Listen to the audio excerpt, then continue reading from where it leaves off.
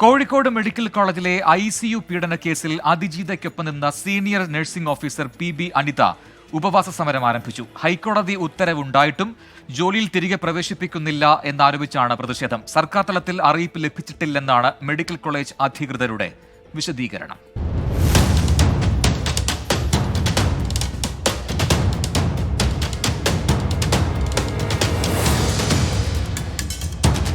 April 1 മുതൽ Kozhikode medical കോളേജിൽ പുനർനിയമനം നൽകണമെന്നായിരുന്നു ഹൈക്കോടതി ഉത്തരവ്.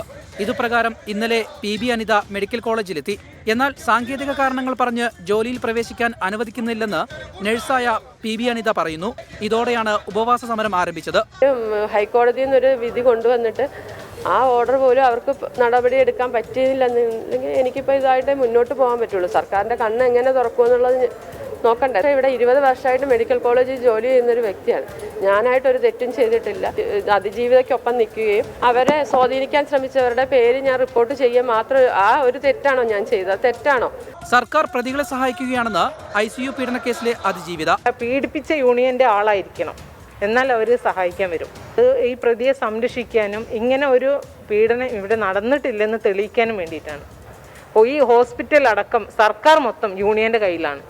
അപ്പം ഈ സർക്കാരിനെതിരെയാണ് ഇനി നമ്മുടെ പ്രതിഷേധം. 2023 മാർച്ച് 18-നാണ് കോഴിക്കോട് മെഡിക്കൽ കോളേജിലെ ICUവിൽ വെച്ച് യുവതി പീഡനത്തിനിരയായത്. സംഭവത്തിൽ അതിജീവിതയ്ക്കൊപ്പം നിന്ന നഴ്സിംഗ് ഓഫീസറായിരുന്നു PB അനിത. വകുപ്പ് തല നടപടിയുടെ ഭാഗമെന്ന വാദമുയർത്തിയായിരുന്നു PB അനിതയെ ഇടുക്കിയിലേക്ക് സ്ഥലം മാറ്റിയത്. 24 കോഴിക്കോട്.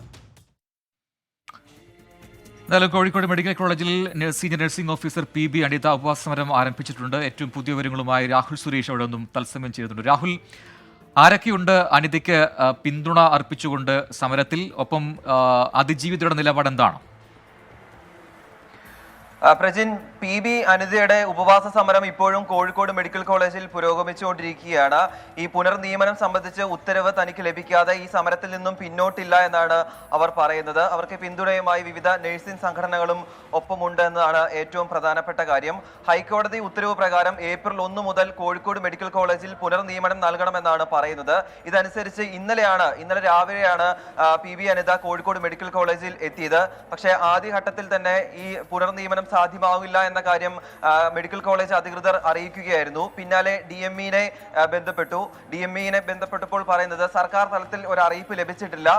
സർക്കാർ തലത്തിൽ ഒരു അറിയിപ്പ് ലഭിക്കാതെ ഈ പുനർനിയമനം സാധ്യമാകില്ല എന്ന കാര്യമാണ് പറയുന്നത്. ഇങ്ങനെ വിവിധ സാങ്കേതിക കാരണങ്ങൾ പറഞ്ഞ് തന്റെ പുനർനിയമനം വൈകിപ്പിക്കുകയാണ് എന്നാണ് PB അനിത ആരോപിക്കുന്നത്. ഇന്ന് രാവിലെ വിവിധ നഴ്സിംഗ് സംഘടനകളുടെ നേതൃത്വത്തിൽ കോഴിക്കോട് മെഡിക്കൽ കോളേജിൽ പ്രതിഷേധ മാർച്ച് സംഘടിപ്പിച്ചിരുന്നു. അതിന് ഐക്യദാർഢ്യം പ്രഖ്യാപിച്ചുകൊണ്ടാണ് ICU പീഡന കേസിലെ ഇരയായ അതിജീവിത കൂടി സംഭവ സ്ഥലത്തേക്ക് എത്തിയത്. തുടർന്ന് അതിജീവിതയും മെഡിക്കൽ കോളേജ് അധികൃതരുമായി സംസാരിച്ചിരുന്നു. ഇപ്പോഴും ഈ പുനർനിയമനം സംബന്ധിച്ച ഒരു അവ്യക്തത തുടരുകയാണ്.